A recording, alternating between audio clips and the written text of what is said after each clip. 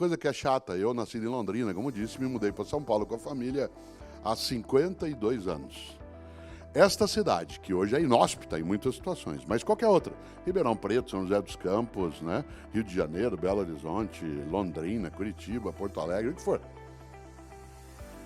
Há 50 anos, em qualquer uma dessas cidades, você saía às 11 da noite do trabalho, da escola, do bar, da igreja, do clube. Você ia andando para casa sozinha ou sozinho. Você ouvia passos de outra pessoa, você dizia, graças a Deus, vem vindo outra pessoa. Sabe do que a gente tinha medo? De defunto. A gente passava longe de muros de igreja ou de cemitério. Hoje você sai às 11 da noite de casa, da escola, do bar. Se ouve passo de outra pessoa, diz, meu Deus do céu, vem vindo outra pessoa. Em algum momento a gente se habituou. E começou a achar o que eu posso fazer. A vida é assim. Eu faço o que eu posso. Interessante. Porque essa geração que está agora com menos idade, que por exemplo hoje está fazendo vestibular aqui, ela não pode ser formada com a percepção de que a gente deva adotar a mediocridade como sendo nossa referência para algumas coisas. Isto é, deu para passar. Claro que não. E mediocridade, como eu dizia, hábito. O contrário também, que é capricho. Também é hábito. Exemplo, eu viajo bastante. Essa semana eu estava em Goiânia, Alápolis, terça-feira eu estou em Belo Horizonte, na outra eu estava em Natal, estava depois, né? Aliás, antes em Fortaleza e assim por diante. Minha atividade hoje, eu estou aposentado como professor desde 2012, escapei, né? E eu agora tenho a possibilidade de ter outras atividades de viagem e tudo. Por isso, ao ser convidado, né, para essa reflexão aqui hoje, fico honrado, né, da possibilidade, mais uma vez, de estar aqui, né, com gosto nesses intervalos de viagem. Portanto, eu durmo muito em hotel, em viagens. Todos os dias que eu estou viajando, eu acordo no hotel de manhã, sozinho, que é o que a Cláudia espera, certo? Ao acordar, eu estou sozinho. Primeira coisa que eu faço, além de ir ao banheiro, usá-lo, escovar o dente, é lavar o rosto e pentear o cabelo e a barba. Para quem? Não tem ninguém ali comigo, mesmo. Certo? Por que pentear o cabelo e a barba? Para mim. Sabe por quê? Porque se eu habituar, não tem ninguém vendo. Ou vou sair no domingo, eu vou para a FAAP assistir uma palestra, ou fazer uma palestra. Não vou arrumar a cama. Para quê? Vou usar de novo à noite. Tem gente que você conhece o capricho que ela tem pelo banco de trás do carro. Tem tantas coisas naquele banco. Resíduos alimentares que uma inspeção do CSI acharia, né? Indícios da Páscoa de 2004. Bolachas que estão ali no meio, encontráveis, quase próximas daquilo que já iria para o Museu FAAP aqui. Capricho. Capricho. Ontem eu estava observando e pensando, sentado aí. Puxa vida, que falta Tarcísio Meira mostrar? Que falta Jô Soares mostrar? O que falta Natália Timber mostrar? Né? O que falta? Ele podia dar para o gasto, mas não. Né? Em alguns momentos vem uma fúria interna, e essa fúria é a fúria não da arte apenas, e claro que ela também, mas é a fúria da energia que move uma pessoa que não deseja ser medíocre. Descortela. Se é gerações em ebulição, o que mediocridade tem a ver com isso? Muito, porque nós precisamos afastar de nós e daqueles que conosco chegam nesse mundo contemporâneo qualquer tipo de atração pela mediocridade em relação a várias faces do nosso cotidiano. Claro que as gerações são diversas. Claro que hoje nós temos, por exemplo, uma nova geração que está com 18, 20 anos de idade, que tem algo incrível, um encantamento pelo passado. Tanto que eles vão buscar. Eu uso barba sem tirar faz 42 anos. Eu estou na moda. Faz 42 anos que eu não tiro a barba. E eu estou na moda. Outro dia, Cláudio e eu fomos a um shopping E no lugar onde havia uma loja de iogurtes naturais, hoje tem uma barbearia. Barbearia, aquela, inclusive, do lado de fora, com aqueles símbolos antigos que ficavam girando, onde se oferece fazer a barba com toalha, navalha, uma coisa de mafioso. Não a loja, mas o princípio histórico do cinema. E a gente... Você já imaginou? Uma parte da nova geração decidiu ser contemporânea além de nós e decidiu fazer algo para mostrar como nós somos ultrapassados, que foi fazer cerveja artesanal. Séculos a humanidade passou para ter uma cerveja gelada no freezer. Pronta, porque você vai lá e abre. Não, ele vai mostrar que você é antigo e aí ele faz cerveja em casa. Ele e um grupo de amigos. Demora, vence logo, acaba cedo, é amarga. Mas você é velho. Você compra cerveja. Você já imaginou? Que coisa maluca. Você vai a um restaurante hoje em São Paulo almoçar, depois que teu menino ou menina fizer o exame, e você vai a um restaurante que é sofisticado. Olha só uma curiosidade, tem umas marcas aqui no chão, elas são da peça ou da minha apresentação? Eu não sei se é para eu andar para lá e para cá. É da peça, tá. É porque eu estou olhando agora que tem umas marcas, falei, será que eu estou fora de quadro? Ainda serei enquadrado pela diretora do teatro. Tá? Já imaginou? Você vai almoçar daqui a pouco e você vai procurar um lugar.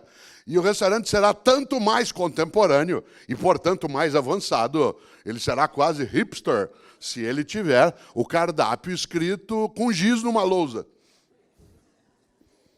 Num mundo de eclosão, de tecnologia, de mundo digital, de LEDs, a modernidade é chegada por meio de uma lousa com giz.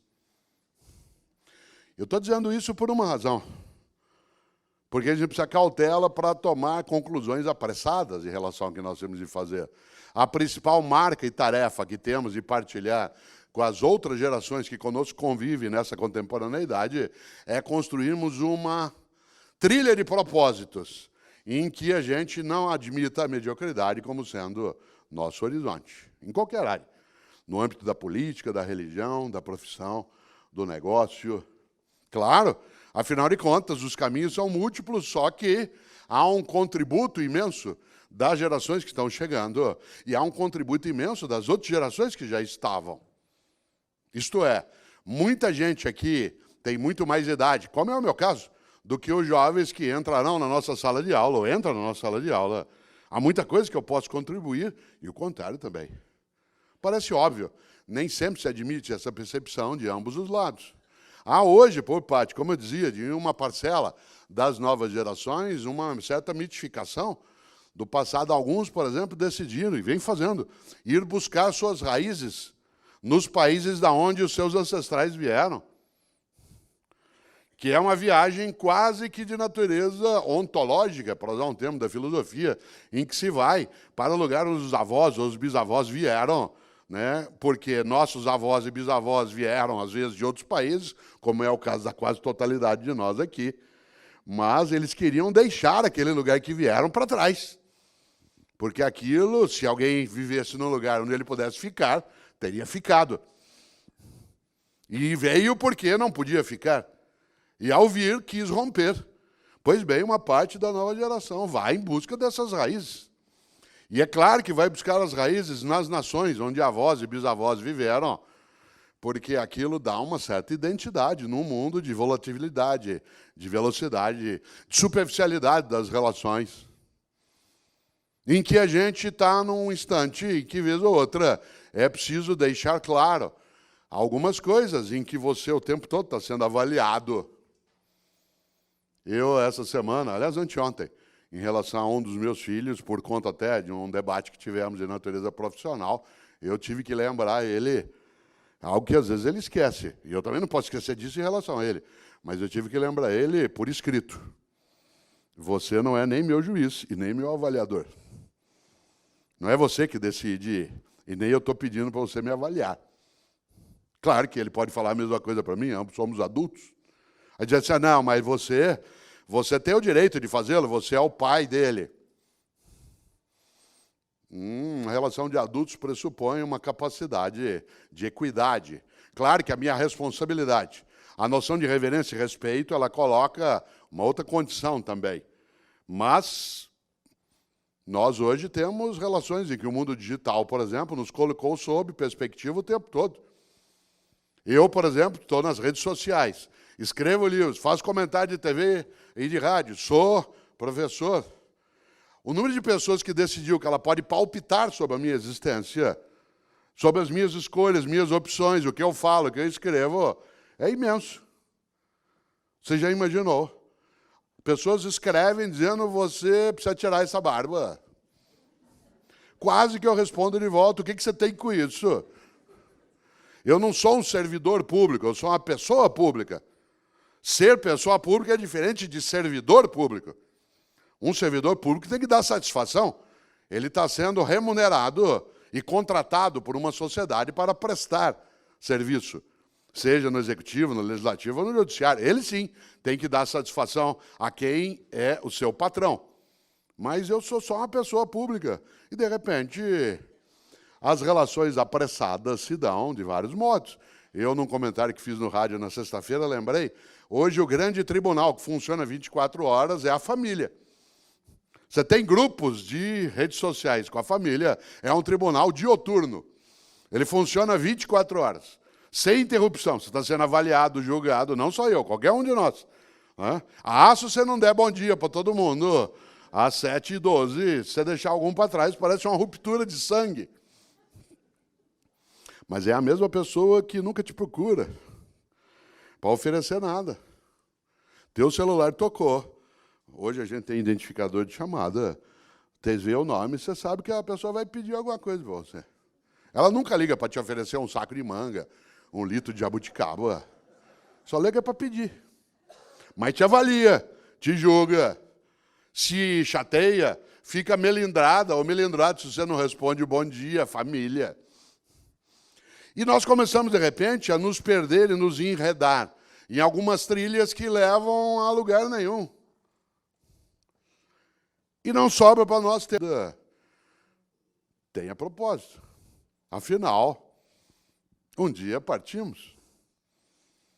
E meu avô Ettore, italiano, todos os dias, quando nós, os netos, acordávamos de manhã, e ele vivia no interior de São Paulo, e quando a gente lá estava e podia encontrá-lo, meu avô, todos os dias, quando a gente acordava, ele nos perguntava sempre 2 coisas. E eu passei a vida perguntando isso aos meus filhos, e agora, quando posso, pergunto aos meus netos. Todos os dias, assim que a gente acordava, ele perguntava, quais são os teus planos para o futuro? Todos os dias. Isso era irritante, porque isso nos obrigava a ter que pensar em futuro. E eu só queria aproveitar aquele momento. E ele dizia, não é para você não aproveitar, apenas que você não pode só aproveitar o momento. Isto é, como diz o Contardo Caligares, um grande psicanalista italiano, parte da nova geração, ela vive hoje como se ela fosse adulto em férias. Não trabalha, não cuida, vai ao cinema, passeia, janta fora. Ela vive como se ela fosse um adulto em férias. Claro, e aí cai numa armadilha. Confunde desejos com direitos. Eu quero, você tem que me dar. Você deu é pouco, quero mais. Como se você fosse apenas alguém que tem a obrigação de prover meios, condições, felicidade e exaurir a tua existência. Pais e mães, você já viu, se você teve, claro, você sabe, filhos pequenos, há pais e mães hoje com crianças pequenas que passam o domingo hoje, o dia inteiro, à disposição de seus filhos, tentando fazer com que eles tenham ocupação. Usando um argumento curiosíssimo. É porque a gente precisa conviver mais. Você acha que meus pais conviviam comigo quanto tempo? Nas refeições, que foi o que a gente tirou fora, em outros momentos. No resto do tempo, a gente queria a distância de adulto. Aliás, era assim que a gente se divertia. Na ausência de adulto, e não com adulto comigo. Hoje, você vai, por exemplo, a um buffet infantil, e lá existe uma figura que é necessária até, mas que é inacreditável no século XXI, chamado animador de crianças. Uma geração que precisa de animador, tendo 10 anos de idade. Está com algum tipo de distúrbio. Famílias inteiras saem de casa, hoje, domingo, saem de casa e vão ao restaurante comer comida caseira. E saem de casa para fazê-lo. Tem algum tipo de doença nisso. Gente, vamos comer comida caseira? Vamos embora. Vai todo mundo. Sai de casa para comer comida caseira. Tem alguma perturbação psiquiátrica nessa questão. Você ri? Somos nós. Ri de quem? Animador de criança, criança aos 10 anos de idade, 12. Ela nem tem hormônio, ela tem demônio. É uma coisa, né, de outra natureza. Aquilo ferve numa outra direção.